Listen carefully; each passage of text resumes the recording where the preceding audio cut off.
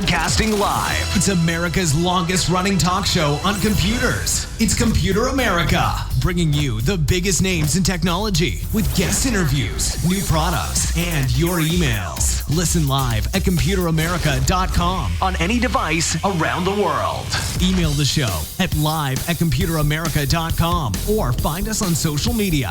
Be sure to check out our website for contests, giveaways, show notes, live video stream, podcasts, and more. You're listening to Computer America.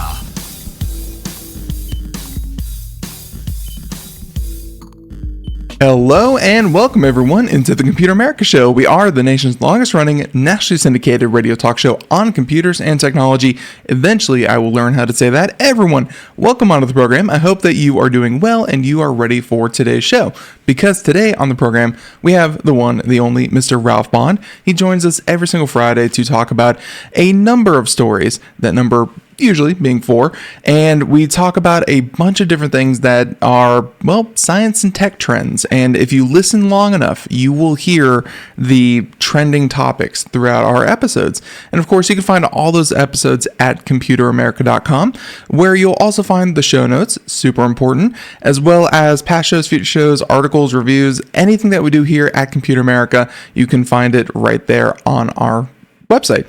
So with that being said, we'll bring Ralph on in just a moment to talk about what it is that we do. But ladies and gentlemen, this is honestly my favorite way to kind of spend a Friday, because it's a way to kind of take what the week has given us and, head into the weekend a little bit more upbeat. And this is always a really fun segment. So I hope if this is your first time, welcome. If you are a returning customer, then hey, you're in for a treat, because hey, we have different things, including lab grown chicken nuggets, perovskites, but not for solar panels, but instead for, hey, solving murder, stuff like that. Ladies and gentlemen, they're very fun, weird articles, but hey, you probably haven't heard of them, but you definitely want to. So let's go ahead, bring Ralph on, and everyone, welcome back onto the program, our science and tech trends correspondent, Mr. Ralph Bond. Ralph, how you been? I'm doing great, and talk about weird and crazy, but most important of all, as you alluded to, upbeat. And we're going to get into that. Hey, if you're new to the show and you're listening to us as a podcast, as Ben was saying, please come out to computeramerica.com. Get the show notes, because I have links and images and everything for the 4 articles we're going to talk about. Very, very important to do that. And again, if you're new, here's what we do. What Ben and I do each Friday is highlight 4 recent articles that show us key trends and developments in a whole range of things: artificial intelligence, robotics, medical technology, sustainable energy technology, transportation advances, agricultural technology, space research, physics, you name it, across the board. And most important of all, we're going to give you an oasis of positive news thanks to the world of science and technology. Absolutely. And, I was just, glossing through these stories once again, and the images for story number 4 are going to be amazing. So definitely check out the video portion, definitely check out the show notes. But hey, we'll get to story number 4 when we get there. Ralph, let's start with story number 1. And this one is a little bit different. I mean, it's high tech, but at the same time, solving murder is as low tech as you get. I'm sure that's been around for a couple, as long as people didn't want other people to kill other people, but in a new way that could be very fundamental and cool. So story number 1. Yeah, story number 1 is great. It comes from a magazine online magazine called Interesting Engineering, one of my favorites. And the takeaway, before I even read the headline, is it's going to get harder and harder to be a bad guy in this world. You're going to find out why. That's a good thing. That's a good thing. Yes. So here's the headline. Scientists turn gunshot residue into glowing semiconductors to crack shooting cases. Subtitle: this game-changing forensic technique, or technology rather, is already being used by the Amsterdam police to gather evidence. This one just was irresistible. My next-door neighbor is a crime lab person for the state of Oregon. That could have gone a lot of ways. My next-door neighbor shoots a lot of guns. Okay. Well, he actually does, but for the purpose of solving crime. Mm-hmm. Anyway, so let's get into it here. Also, by the way, the show notes have a link to the research paper behind this story too, which is important.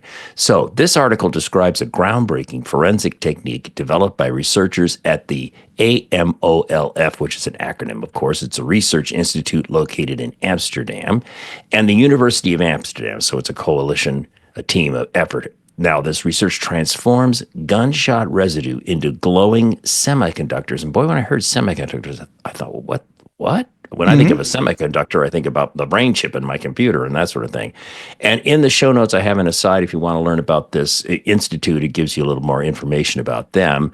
But going on here, it says this innovative method works by converting the lead particles found in gunshot residue into a material that emits a vivid green glow under ultraviolet light, which is shown in the illustrations for the article.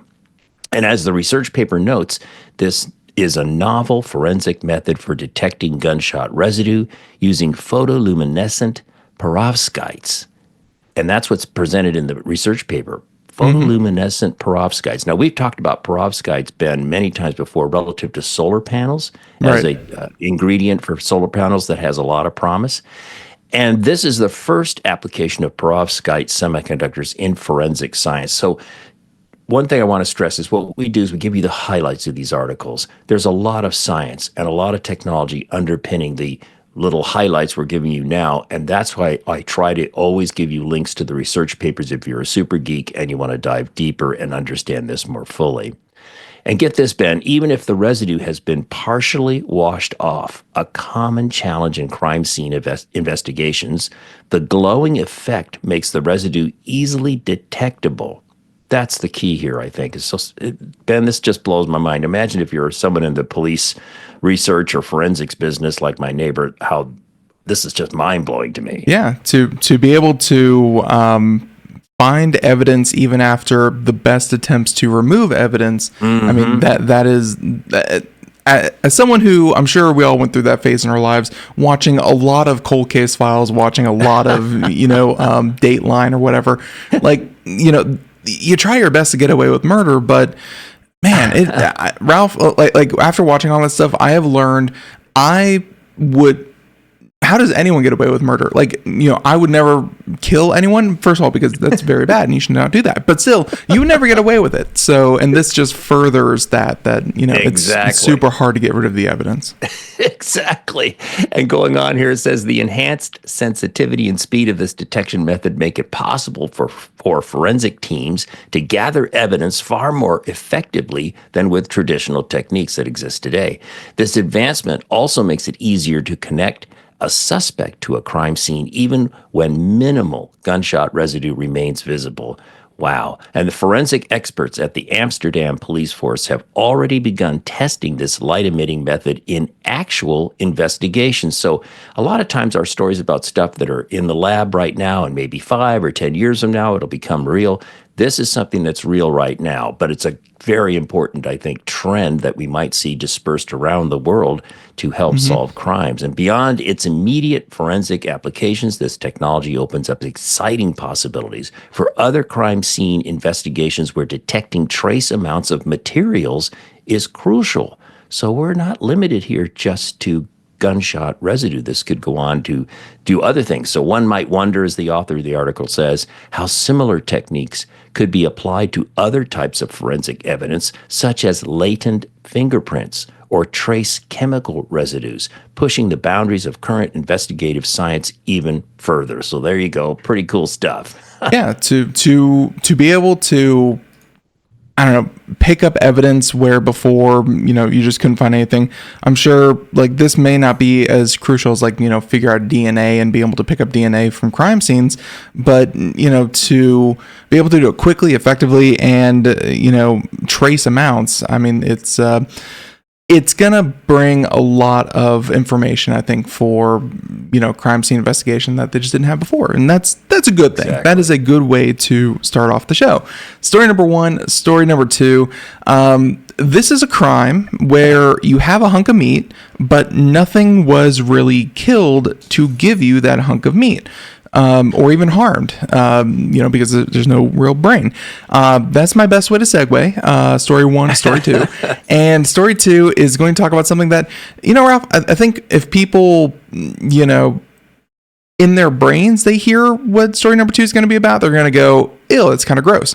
But then you think about it and you're like, oh, well, that's pretty normal, and that's better than a lot of the other processed stuff that you can kind of create out there. So let's talk about story number two and what a lab grown chicken nugget is. Yeah, this is really something. And we've talked in the past about this growing trend to try to develop lab grown meat tissue, muscle tissue.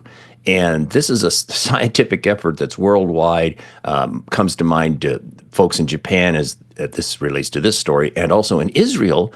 There are many leading research outfits that are really working hard on this to give us an alternative where we don't have to raise and then slaughter animals. But anyway, this comes from IFL Science. The headline here: lab-grown chicken nuggets have been cooked up in a robotic bioreactor. And there's much more going on than even that headline suggests. So let's get into this story.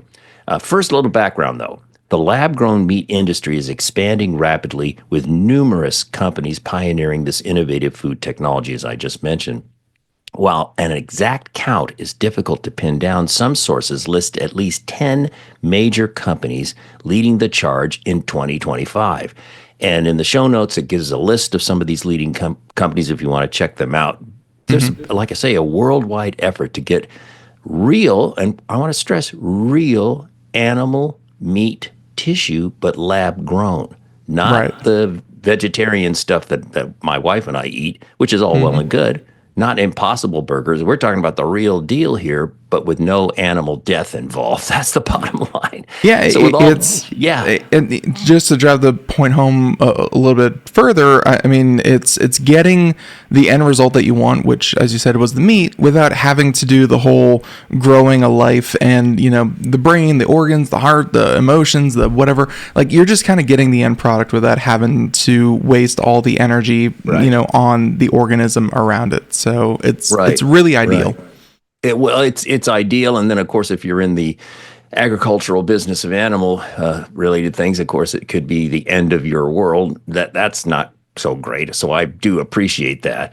But with all that said, now just get them a few bioreactors, and they could be farmers of bioreactors. Well, Yeah, it's always a transitional kind of thing. It's kind of difficult in some respects. But going back to the news here, scientists at the University of Tokyo have created nugget-sized bits of chicken meat in a bioreactor that can mimic the blood vessels to deliver nutrients and oxygen to the artificial tissue. So, time out. This is the key of this research. Have other people been doing lab-grown meat? Yes, all over the world. But here's what these folks in Japan have done. A bioreactor that can mimic the blood vessels to deliver nutrients and oxygen to the artificial tissue. This is the breakthrough here. And in the show notes, if you're interested, I have a little side note. What's a bioreactor? We've talked about them many times before, Ben, to grow meat in a lab situation or ultimately a factory situation. So come to the show notes if you want to dive in more on that. But here's the challenge. Creating lifelike tissues in a lab is not easy, especially when it comes to making sure all the cells get enough nutrients and oxygen. That's the problem. There are ways around this, but most current methods can't deliver this evenly on a large scale. Now, with that set up, here's the drum roll. To solve this challenge, researchers at the University of Tokyo developed a new tool called a perfusible hollow fiber bioreactor. That's PERFUSABLE, perfusible hollow fiber bioreactor. I know this is geeky. You can get into the show notes, get to the links, get to the research papers and so forth, and find out what's really going on here. But just a little aside, the word perfusible refers to something that can be perfused, meaning it can be permeated or suffused with a liquid, typically through natural channels like blood vessels. That's what these folks in Japan have come up with. So you can learn more about that in the show notes if you wish. And when used to grow chicken muscle in the lab, this technique led to stronger muscle structures and apparently improved both texture and taste, making it ideal for realistic cultured meat. And Ben, I want to stress this one phrase, realistic cultured meat. It's taking it a step further in realism. Pretty amazing. Yeah, you could see what their end result looked like because I guess this first image that they have in the article, ignore like the pink rubber band looking things at the top. It's this white gelatinous cube underneath. That is the chicken meat. And then of course you have the end product. And Ralph, while I'm not saying I'm the hungriest after seeing that image, I guess it could be considered chicken meat. Obviously, a lot more would have to go into it, but it really goes to show just, the trouble that, it is to replicate what animals do and, the growth cycle and all that kind of stuff in the lab. Like, this is very cutting edge research that's very thorough, and they end up with, ladies and gentlemen, a piece of meat that is probably only good for a chicken nugget. I would not want that, anything else. But still, I'm sure it's very close to chicken. Oh, yeah. And to wrap things up here, the article says, to speed things up and make the process scalable, that's important. Can we make this process up to a factory level, right? So to speed things up and make the process scalable, a robotic system is designed to help place these fiber networks, the fiber networks that deliver the nutrients and oxygen and so forth to the meat tissue. And this, the University of Tokyo researchers say, could eventually lead to a full automation of this approach in the near future. So they're already thinking about upscaling this and getting it automated so that you could have factories producing this chicken nugget meat. Right. Pretty crazy. And then the article that you pulled from even had a little tidbit there that, people may find fun, where I like to think that the people who listen to the show are, a bit more adventurous, handsome, whatever it may be. But no, they're more willing to, for the unique and the weird, and be more open-minded. They from the article, a poll in 2024 found that 33% of people in the U.S. were not even willing to try cultured chicken, suggesting many consumers would have a strong distrust of the unknown when it comes to food. So, of course, what is it good for you? Is it bad for you? What even is it? Because Ralph, there's a big pushback against like GMOs lately that is pretty weird. But yeah, there's, this distrust of anything new or novel, but I think that could be overcome. I really hope so. Yeah, it's an interesting comment and very newsworthy this week. There's so much talk about eliminating artificial dyes from our food. Mm-hmm. That's been in the news a lot this week, so you make a good point. But I think in the end, people would probably get on board with this, and certainly in the industry that's going to supply affordable food, maybe making it less expensive, perhaps. I don't know. Yep. So yeah, we'll definitely have to wait and see. It's not on shelves yet. Not really going to be on shelves. And of course, Ralph, once they do figure this out wholly and completely, it's not just going to be for chicken meat. It's going to be for human organs and human transplants. So not saying that's going to be on store shelves either, but it's going to be, another good avenue of the technology. So very cool. Story number 2. Story number 3, we're going to go ahead and skip on down. This has to do with, quantum computers, and that's been in the news more and more lately. There are even, not consumer quantum computer companies, but companies that you can now go to and buy quantum computers. So, the technology has come a long way from where it was even 10, 15 years ago when it was strictly entire laboratories set up to just be one. Now they're more feasible and getting more feasible by the month. So let's talk about a cold refrigerator to kind of help. And this is not going to be for the average consumer, but it does help in the research of quantum computers. Absolutely. This story comes from Euro News, and the headline here is scientists develop record cold refrigerator that could unlock full potential of quantum computers. And the subhead here is, its developers say the refrigerator can help pave the way for more reliable quantum computation. Little side note here. The big challenge in quantum computers, as we'll find out here in a second in more detail, is they have to operate at ridiculously, insanely cold temperatures to be stable. That's been a big barrier. So what this story is all about is kind of a breakthrough in the refrigeration process. So let's get into this. Researchers at Chalmers University of Technology in Sweden and the University of Maryland in the United States, I love these collaborations, have successfully developed a record cold refrigerator that could help quantum computers work better. And a little bit of refresh here. Qubits, the fundamental units of quantum computers, must be kept at temperatures close to absolute zero to function without errors. That's the challenge. A new cooling technology developed by these researchers may bring us closer to realizing the full potential of quantum computing. Now, in the show notes, I've inserted a little refresh on quantum computing, the whole bit about how a qubit can be 0 or 1 or both at the same time, the whole superposition business. It's very weird and freaky and very hard to get your head around. But you can come and read that in the show notes if you need a little refresh. But let's talk about how do they do cooling systems for quantum computers, that exist today. The cooling systems used today, called dilution refrigerators, bring the qubits to about 50 millikelvins above absolute zero. Wow. And in the show notes, I have a big insert because I thought, wait a minute, dilution refrigerators. What I do when I look at these articles, the articles are written for really smart people, which is not me. And so I have to go, what is that? And I go out and I grab information from a lot of times Copilot, AI search, and that sort of thing, and insert it into the show notes. So if you want to understand about dilution refrigerators, if you're a quantum computer geek, check it out. The show notes have a whole long little insert there. We're not going to go through this.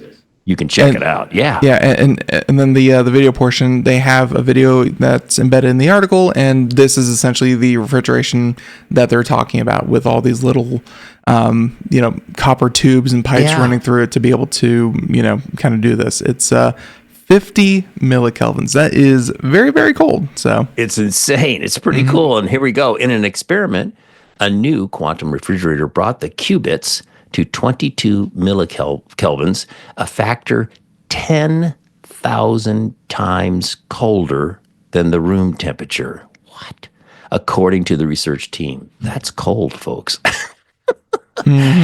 So to wrap it up here, the closer to absolute zero or 0 Kelvin, which is equivalent to minus 273.15 degrees Celsius, is more reliable.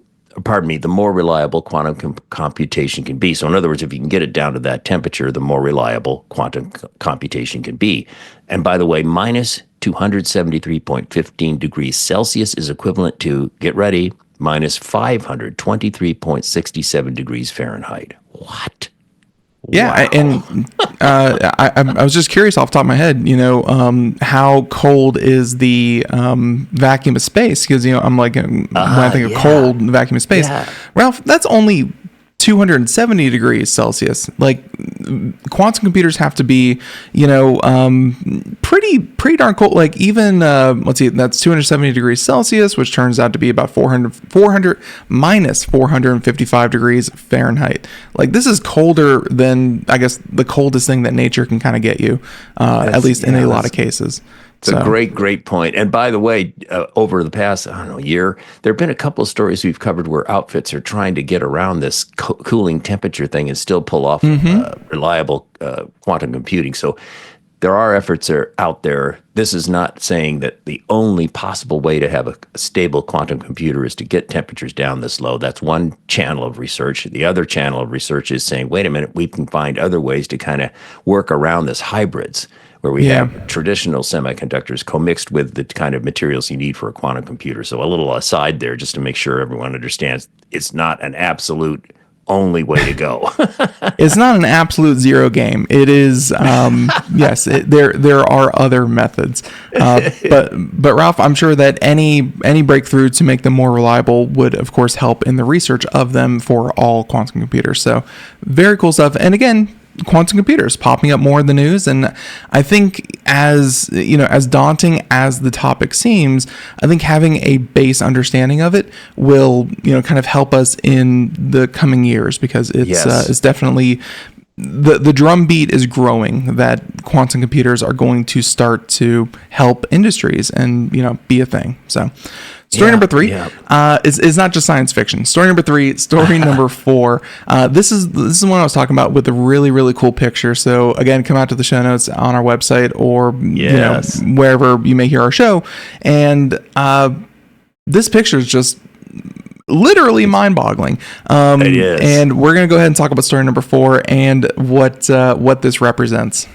Yeah. And usually what we do, folks, the fourth story that we highlight in detail, generally speaking, has some kind of correlation or relationship to medical science technology. And this does, in the sense that what this is about could very much help the medical research community ultimately. But let's get into this story. I got this from SciTechDaily.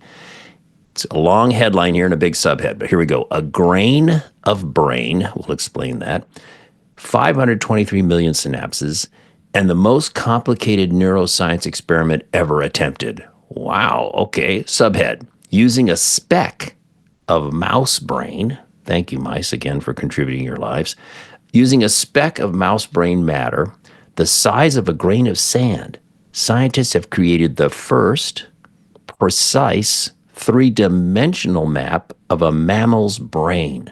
Wow, this is really great stuff. All right, so let's get into this. This article outlines a groundbreaking neuroscience experiment, the Microns project, that's MICRONS project, that achieved an unprecedented mapping of a minuscule piece of mammalian brain tissue, in this case, a tiny grain of sand-sized bit of a mouse's brain. Now, in the show notes, I do tell you I said, well, what's the Microns project? What's that? Well, I have a link to their site, which is fascinating. But a little side note, the Microns project stands for Machine Intelligence from Cortical Networks. And we have more information about this. It's an ambitious initiative aimed at revolutionizing machine learning by reverse engineering the algorithms of the brain. Now, really revolutionizing the brain, but also stretching what an acronym can be. That is very impressive all around. Yeah, we joke often about everything has to be an acronym if you're in science. And this time, the letters don't even have to be in order. You can just kind of pick them as you need them. That's good. I think it was a random acronym generator. Absolutely. So going on with the story. Now, this really, let this sink in. A team of more than 150 scientists spent 7 years using cutting-edge artificial intelligence, high-resolution microscopy, and intensive computational techniques to reconstruct more than 200,000 brain cells and an astounding 523 million synapses from a sample no larger than a grain of sand, as we mentioned before. That is the brain tissue of a mouse. The achievement is the result of nearly a decade of research by 22 institutions, including the Allen Institute for Brain Science, Baylor College of Medicine, and Princeton University. Baylor College of Medicine. See, this is why the medical community is so interested in this.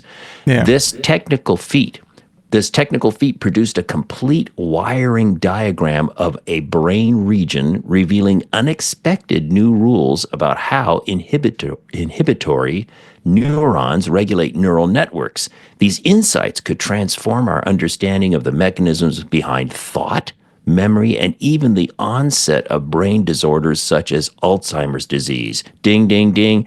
That's why this is so important potentially for the medical community. Gotta love it. It's just amazing. And to wrap things up, this research is poised to have a transformative impact on neuroscience, drawing comparisons to landmark projects like the Human Genome Project. So some people are saying this is as significant as the Human Genome Project.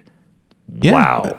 And even though it's just a small sliver of a mouse's brain, I'm sure that human brain, mouse brain, they're obviously one's much more, larger than the other and more complex. But, I'm sure that, hey, this is the first small step to doing it for humans. Yeah. And of course, it's, going to take, Ralph, if this took 7 years, 150 scientists, and all of that work, we're probably a little ways off from doing this for the entirety of the human brain. But once you do that, you can see why they're comparing it to the Human Genome Project. That would unlock so much. You got it. Really amazing. And again, the pictures are just amazing, that they're able to put all this together. It looks like absolute chaos. It looks like Jackson Pollock on steroids, but no, this is actual scientific, like, this is planned. This was mapped, and this is all, important. So very cool. That was a great art history reference to Jackson Pollock. Good for you. Drip painter. Absolutely. Yeah. It's everywhere. It's everywhere. So, and also, thank you to the mice that, kind of give their brains as well to the effort. Yes. So there you go. Okay, Ralph. Well, that's story number 4. Really amazing stuff. And I look forward to, with advances in AI, we talk about them in so many different fields. Research, I think, is going to be one of those that is just going to revolutionize what... Absolutely. Not to say that you're going to put scientists out of work, but it's just going to help them do these amazing projects all the faster and all the better. Yes. Okay, so ladies and gentlemen, story number 4. If you're following along in the show notes, because by the time that you hear this, you will be able to find the show notes, well, you may notice there are more stories. And these stories are great. They're amazing. If you're an author on one of these papers, then, hey, we apologize. We're just trying to keep the show down to a more reasonable, listenable format. So the honorable mentions really show you that, it's not just Ralph can't find more lighthearted, good technology stories. It's just that we don't have time for them. So if you want to find out more, come out to the website, computeramerica.com, find the show notes. They're at the bottom. And the honorable mentions are amazing stories you should hear about and you should read about. But we're just going to give you the headlines here in a second, and you can find out more information in the show notes and on their sites. So, Ralph, let's at least do the headlines. Yeah, the first one comes from PC Magazine.